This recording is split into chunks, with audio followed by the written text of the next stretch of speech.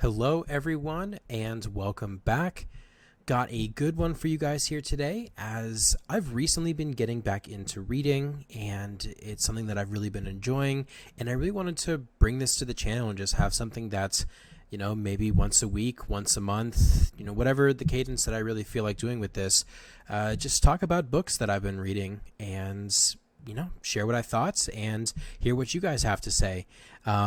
As with the channel, on brand with the channel, I mainly just read Star Wars books, and I don't really think that's going to change for the most part. I mainly just like reading Star Wars books, but who knows? Wanted to read some books, talk about it with you guys, give my thoughts and opinions, and who knows, maybe it might inspire you guys to read some of these books. So before we get started, I wanted to let you guys know that I did create a Goodreads page so that you guys can see what I have read, what I am reading, and what I would like to read. Go ahead and follow me on Goodreads at The Optimist, and you'll be able to see possibly for future videos what will be coming up. And if there's anything that you guys want to recommend down below, I will add it to my want to read. So go follow me at The Optimist. Anyways, let's jump into today's video. One of the first books that I got for Christmas and for my birthday was the Dark Disciple novel. And so we're going to start out with a spoiler-free talking about the book. I will have a spoiler talk with it. I will mark it in the timestamps in the description. So if you guys have not read the book, I really encourage you guys to just listen to the spoiler free and go read the book for yourself. So let's jump into the spoiler free talks. All right, so jumping into spoiler free for the Dark Disciple novel, I wanted to start first with the itches that this book scratches. Let's say that you are looking for a new Star Wars book to read, and you have a certain book that you're trying to read, or you have a certain type of story that you're wanting. And so in my opinion, for the Dark Disciple, what this kind of satisfies is, if you're a fan of the Clone Wars series, all the animated shows, especially towards like seasons 5 through 7, those stories that were brought in, I think you're really going to like Dark Disciple. A lot of the characters that were introduced there are going to be here, and it is a natural carry over from what was brought in there. If you like novels here that are told from the perspectives of multiple characters, Quinlan Vos and Asajj Ventress are and also Obi-Wan to an extent as well. He will have some times of being the kind of perspective narrating character. Asajj Ventress and Quinlan Vos are excellent, and especially seeing the way that they're feeling about certain things and about each other, it is really, really good. Another thing is, if you want to see new force powers, the way that they portray psychometry, Quinlan Vos's signature power in books, it is excellent. But I would just say, if you're a fan of the Clone Wars, if you are looking for something that really kind of expands, maybe gets a little more PG-13 than the Clone Wars series, I would say this is really going to be up your alley. But with that being said, let's get a little bit more into the spoiler-free talk. The basic synopsis of the story is that the Jedi have decided that it is in their best interest, in the terms of ending the war, to assassinate Count Dooku. And this is really outside of their character, and they're jumping into waters that really they've never really jumped into before. And as a way to kind of keep their hands clean of really murder, they employ Quinlan Vos, the Jedi Master, the more kind of rogue scoundrel type Jedi Master, to go and assassinate Count Dooku. And as a way to best infiltrate and to get the job done, he reaches out to now bounty hunter Asajj Ventress, and the book kind of just goes on from there for the journey that they take together and getting ready for the task. And this book was, I'm not gonna lie, I really, really enjoyed it. The characters were very well portrayed, and they really are a natural progression from the Clone Wars series to here. The writing team and the author did a fantastic job of representing these characters and making them feel real, especially Asajj Ventress. This was I think I remember when my wife and I were rewatching the Clone Wars series, and one of the things that we felt wasn't finished was Asajj's arc. The last we see her is that she is her night sisters, her family was murdered, and after her failed attempt to kill Count Dooku, and she had turned to a solitary life of just being a bounty hunter, and we felt that there was just one more hill that she had left.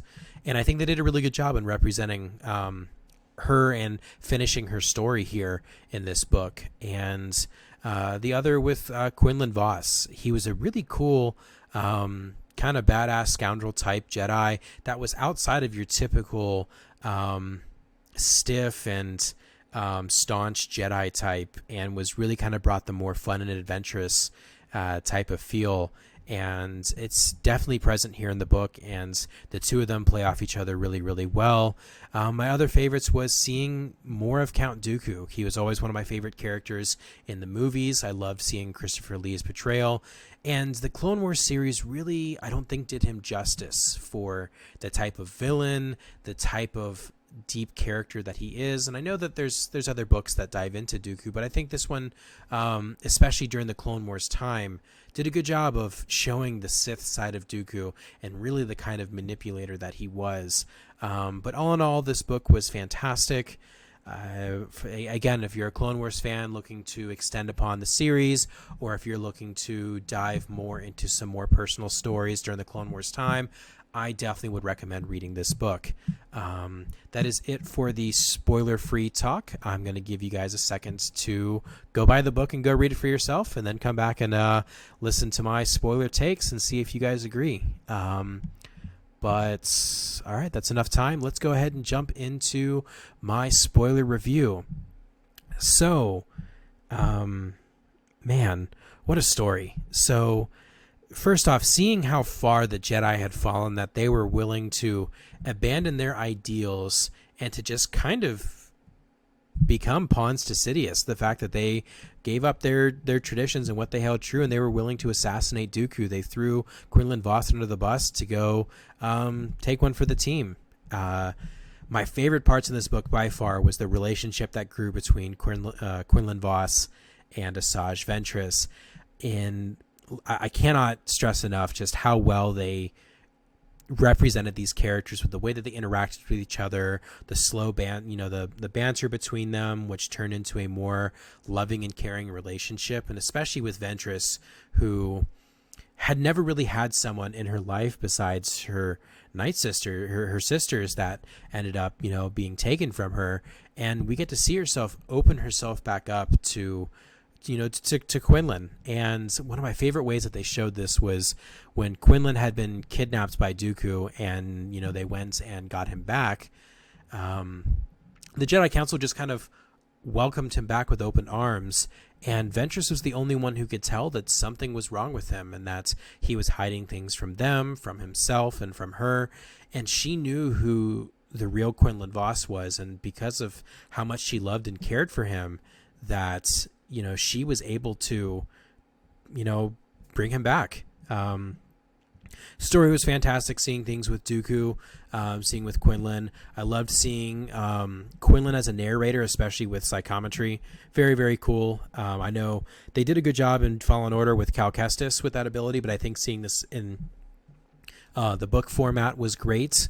I gotta say, was a big fan. It's I'm really trying to think if there's anything else that I want to touch up on within the book.